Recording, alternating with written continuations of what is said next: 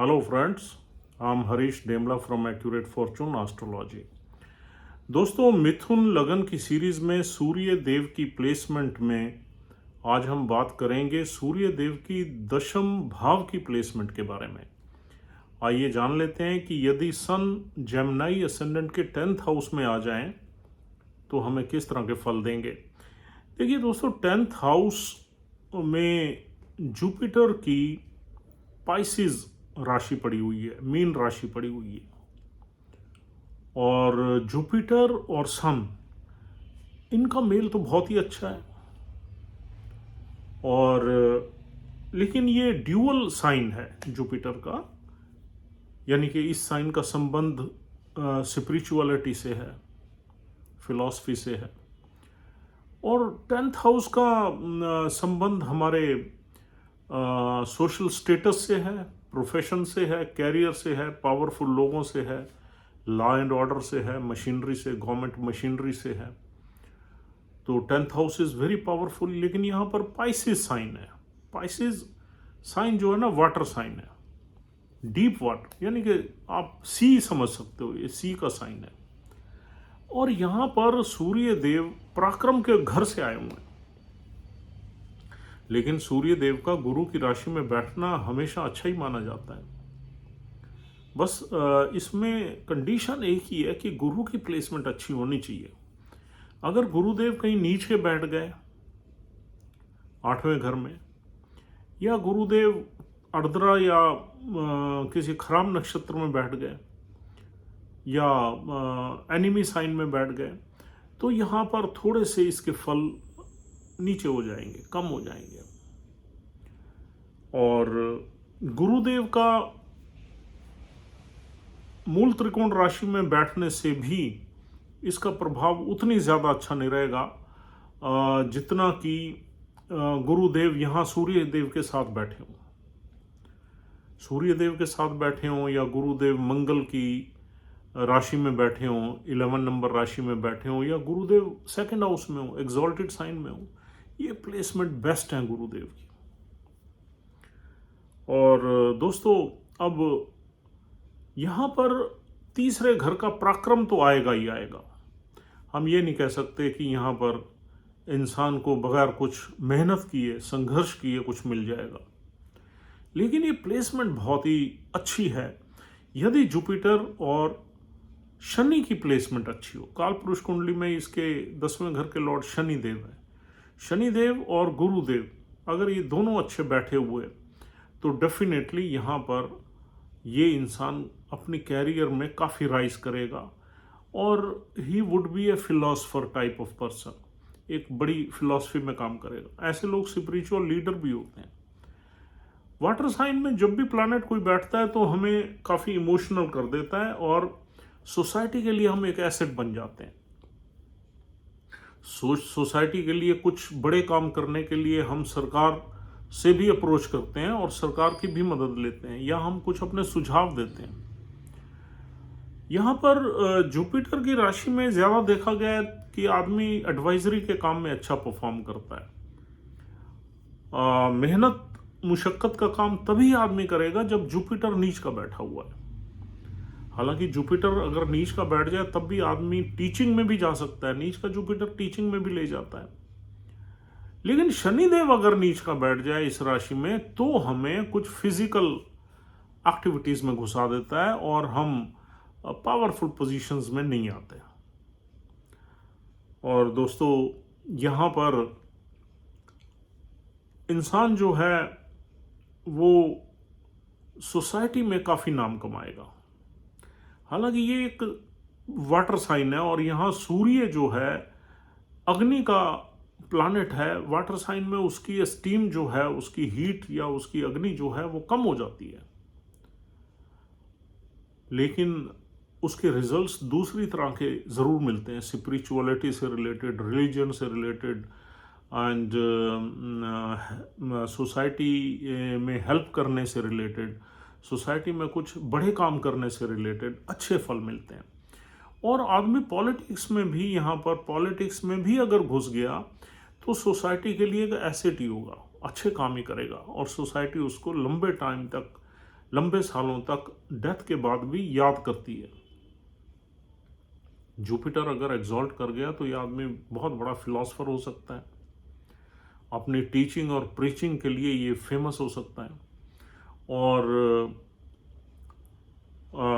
अगर यहाँ बैठा हुआ जुपिटर किसी ऐसे नक्षत्र में बैठ जाए जिसका स्वामी 12वें घर में बैठ जाए, तो ये फॉरेन की सेटलमेंट भी आपको दे सकती है ये प्लेसमेंट। और इसमें हम ज़्यादातर प्रोफेशनल लाइफ आपकी नॉन टेक्निकल ज़्यादा देखेंगे, टेक्निकल प्रोफेशनल लाइफ कम रहेगी यहाँ पर।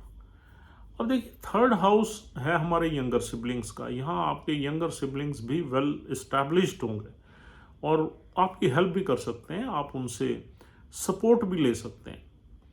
आपके नेबर्स वगैरह भी वेल इस्टेब्लिश्ड होंगे और वेल वर्स्ड होंगे और अच्छे इंसान होंगे। Ethically they would be I mean good people, चाहे आपके नेबर्स हों, चाहे आपके यंगर सिबलिंग्स हों पर्टिकुलरली, या कुछ कजन्स हों, उसमें कुछ पावरफुल पोजीशन में हो सकते हैं, या कुछ स्पिरिचुअलिटी में या रिलीजियस एक्टिविटीज़ में फेमस हो सकते हैं, यानी कि सोसाइटी के लिए एसेट्स हो सकते हैं।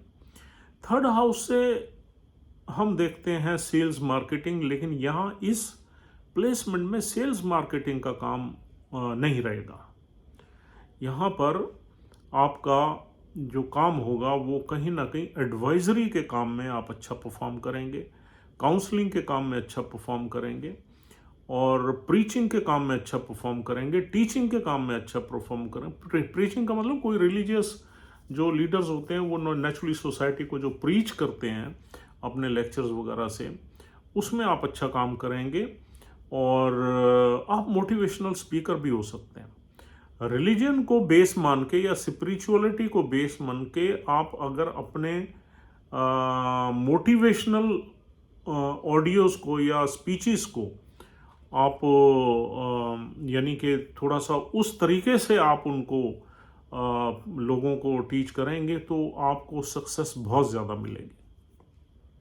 जुपिटर तो टीचिंग, प्रीचिंग या एडवाइजरी का ही लॉर्ड है, और सूर्य यहाँ पर लाइफ गिविंग प्लैनेट है, तो यहाँ पर अच्छे ही रिजल्ट्स मिलते हैं। यहाँ पर दोस्तों बुरे रिजल्ट्स तब मिलते हैं जब सूर्य एफ्लिक्ट हो जाए। देखिए, यहाँ सूर्य एफ्लिक्ट तब होगा जब यहाँ पर केतु सूर्य के नज़दीक बैठ जाए, राहु बैठ जाए या शनि बैठ जाए, यहाँ फिर एफ्लिक्शन रहेगी। शनि के यहाँ बैठने से दोनों ही फल मिलते हैं। शनि अगर सूर्य से थोड़ा सा डिस्टेंस करके बैठ जाए, यानी कि 10 डिग्री से दूर बैठ जाए, तो यहाँ पर गवर्नमेंट नौकरी के भी चांसेस बन जाते हैं, या गवर्नमेंट पावरफुल पोजीशन में आदमी आ जाता है, पॉलिटिक्स में भी आ जाता है। और ऐसे ही यहाँ पर अगर जुपिटर के साथ इस राशि में अगर सूर्य के साथ जुपिटर बैठ जाए तो बहुत ही ऑस्पिशियस रिजल्ट्स मिलेंगे। जुपिटर अगर सेकंड हाउस में एग्जॉल्ट करके बैठ जाए तो उससे भी सुपीरियर रिजल्ट्स मिलेंगे, और आदमी ये बहुत ही वेल्दी होगा, लाइफ में अच्छा पैसा कमाएगा। और अगर जुपिटर यहाँ बैठ जाए तब भी इसकी प्रोफेशनल लाइफ में एक लीडरशिप रोल में रहेगा ये, और एडवाइजरी में नाम कमाएगा। यहाँ पर अगर चंद्र भी बैठ जाए तो भी बहुत ऑस्पिशियस ये प्लेसमेंट बन जाएगी। और यहाँ पर अगर मंगल भी बैठ जाए तब भी ये प्लेसमेंट काफ़ी उम्दा रहेगी, काफ़ी अच्छी रहेगी। तो चंद्र, मंगल और जुपिटर, ये 3 प्लैनेट्स इस प्लेसमेंट को 4 चांद लगा सकते हैं अगर इसके साथ बैठ जाए, सूर्य के साथ बैठ जाए। और अब बुध है, बुध भी यहाँ पर अगर बैठेगा तो नीच का हो जाएगा। बुध भी अगर आपका पिछली राशि में बैठ जाए या अगली राशि में बैठ जाए तो ज़्यादा अच्छा माना जाएगा। या फिर बुध अगर रेवती नक्षत्र में इस राशि में अगर बैठता है तो रेवती में बैठ जाए तो बहुत अच्छा माना जाएगा। देखिए दोस्तों, ये एक इमेजिनेशन की राशि है, ये एक ऑस्पिशियस स्पाइसेस जो है बहुत ही एक ऐसा साइन है जो कि हमेशा अच्छा ही माना गया है, मोक्ष का साइन है, और सोसाइटी के लिए ये बहुत ही यानी कि हेल्पिंग एक्टिविटीज़ का साइन है। और जुपिटर का यहाँ, जुपिटर के पास दो साइंस हैं, एक सेजिटेरियस है वो अग्नि साइन है, एक पाइसिस है वो वाटर साइन है। वाटर साइन में कोई भी प्लैनेट आदमी को इमोशनल भी बना देता है, और अब सूर्य आत्मा का कारक है, वाटर साइन में आ गया तो हम फुल ऑफ इमोशंस होंगे, और जो आदमी इमोशनल ज़्यादा होते हैं वही सोसाइटी के लिए कुछ करते हैं, और डाउन ट्रोडन जो हमारी सोसाइटी है उसके लिए कुछ बड़े काम करते हैं, या दूसरे लोगों के लिए भी कर सकते हैं। लेकिन उसके लिए जुपिटर की विजडम आपके साथ होनी चाहिए। जुपिटर की विजडम कब मिलेगी? जब जुपिटर यहीं बैठे हुए हैं या एग्जॉल्टेड साइन में है। अगर जुपिटर 11वें घर में बैठ गए हैं तो फिर आप के भाव दोनों होंगे, आप अपनी इनकम का भी ध्यान रखोगे और स्पिरिचुअलिटी का भी ध्यान रखोगे, तो दोनों ही भाव वहाँ पर रहेंगे। और दोस्तों सूर्य अगर एफ्लिक्टेड हैं तो यहाँ पर प्रॉब्लम्स रहेंगी। अगर यहाँ पर राहु जैसे प्लैनेट बैठ गए तो आप अपने पिता की संपत्ति में थोड़ा सा आप ग्रीडी हो जाओगे, यानी कि आप चाहोगे कि पिता की वेल्थ जो है आपको मिल जाए, अगर राहु देव साथ में बैठ गए। अगर यहाँ पर केतु बैठ गए तो पिता की वेल्थ में एक अड़चन या एक सेपरेशन या एक डिटैचमेंट की फीलिंग रहेगी। और यहाँ पर अगर शनि देव बैठ गए तो भी ये बहुत अच्छी प्लेसमेंट नहीं रहेगी। यहाँ पर अगर शुक्र देव बैठ गए तो रिजल्ट्स और ज़्यादा खराब मिलते हैं। शुक्र देव सूर्य के साथ बहुत नज़दीक नहीं होने चाहिए। शुक्रदेव आपको पता ही है सूर्य के साथ ही रहते हैं, आसपास ही रहते हैं, 2 घर आगे पीछे या 1 घर आगे पीछे या साथ में, सभी चार्ट्स में ऐसे ही मिलते हैं। तो शुक्रदेव का सूर्य के साथ बैठना यहाँ पर बहुत अच्छा नहीं माना जाएगा। और दोस्तों बाकी हमने आपको बता ही दिया कि जुपिटर और मंगल और चंद्र का बैठना यहाँ बहुत ही ऑस्पिशियस माना जाएगा। अब दोस्तों यहाँ पर मेहनत करके इंसान अपनी ज़िंदगी बनाता है, लेकिन मेहनत करके काफ़ी ऊंचाइयों पे पहुंचने का साधन यह बनता है। 10वें घर में सूर्य दिशा बली हो जाता है, लेकिन इट ऑल डिपेंड्स कि वो कितना बली है, वो डिस्पोजिटर पे डिपेंड करता है या उस नक्षत्र के लॉर्ड पे डिपेंड करता है जिसमें सूर्यदेव बैठे हुए हैं। यहाँ पर 3 नक्षत्र मिलते हैं। पहला तो गुरुदेव का ही नक्षत्र है, पूर्व भाद्रपद। पूर्व भाद्रपद का एक चौथा चरण ही है इस राशि में, और वो जुपिटर का ही नक्षत्र है।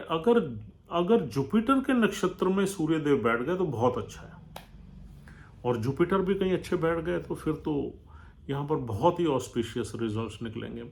और अगर शनि देव के उत्तर भाद्रपद नक्षत्र में या सूर्यदेव बैठ जाए तो दिक्कत है। यहाँ पर कठिनाइयाँ रहेंगी, परेशानियाँ रहेंगी, ऑब्स्टेकल्स रहेंगे, डिले रहेगी, मिसअंडरस्टैंडिंग्स रहेंगी।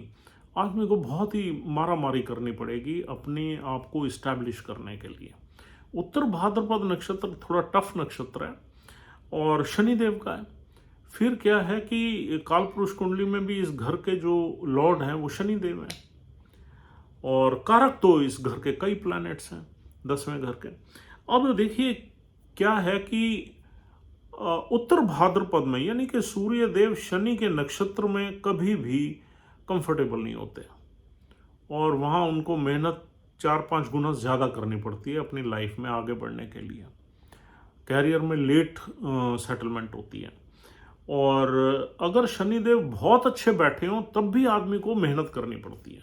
बहुत अच्छे बैठे हों तब भी मेहनत करके ही आदमी आगे बढ़ता है, क्योंकि शनि जो है वो सूर्य को फलित नहीं होने देता ठीक तरीके से। अब तीसरा नक्षत्र यहाँ रेवती है। रेवती नक्षत्र बहुत ही ऑस्पिशियस है, स्पिरिचुअलिटी का नक्षत्र है, बुध देव का नक्षत्र है। और अगर रेवती में सूर्यदेव बैठे हुए हैं तो यहाँ स्पिरिचुअलिटी की फीलिंग और ज़्यादा आ जाएगी, फिलॉसफिकल फीलिंग्स आ जाएंगी। और अगर बुध भी किसी एग्जॉल्टेड साइन में बैठ गए तो यहाँ आदमी बहुत ही इंटेलिजेंट रहेगा, इमेजिनेटिव भी रहेगा।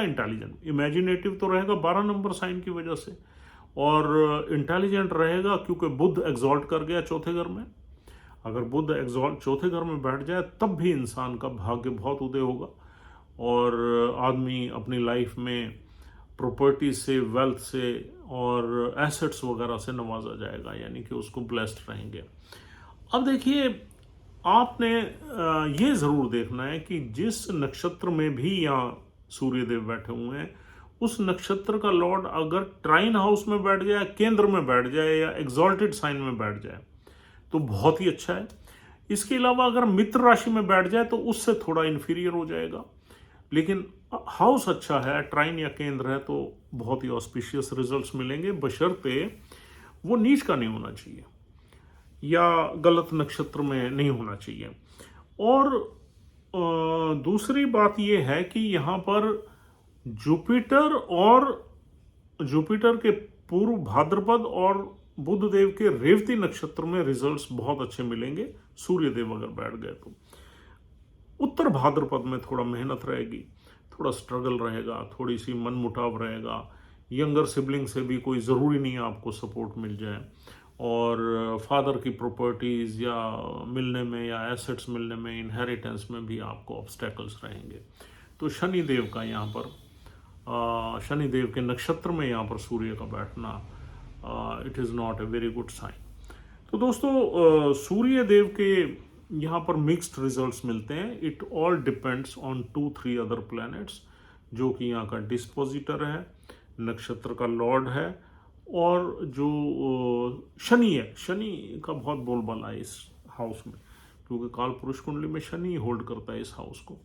तो इन तीनों चीज़ों को देख के आपने प्रिडिक्शंस निकालनी है, एंड अगर हम इसको वन लाइन में इसको कंक्लूड करें तो ये प्लेसमेंट बहुत ही अच्छी प्लेसमेंट है। और आदमी ज्ञानवान होता है, पढ़ा लिखा होता है, पढ़ा लिखा ना हो तो उससे नेचुरल नॉलेज, फिलोसफिकल नॉलेज बहुत होती है, और आदमी हमारे समाज के लिए, सोसाइटी के लिए एसेट्स रहता है। जो गवर्नमेंट मशीनरी है, पावरफुल लोग हैं, वो भी उसके फेवर में रहते हैं, उनकी भी उसको सपोर्ट मिलती है, रिलेटिव्स की भी सपोर्ट मिलती है। तो this is a very good placement. तो दोस्तों, this is all for the day. उम्मीद करता हूँ कि आपको ये प्लेसमेंट अच्छे से समझ में आ गई है, और if you are liking our videos, please try to subscribe our channel, and we'll be happy if you immediately subscribe and just watch our other videos also, which are very important in astrological world. So if you want to take any consultation, we are there to help you. You can dial our number and contact with us for any kind of support. This is all. Thank you very much for watching this video patiently. Take care of yourself and your family. We'll see you soon. Have a nice time. Goodbye.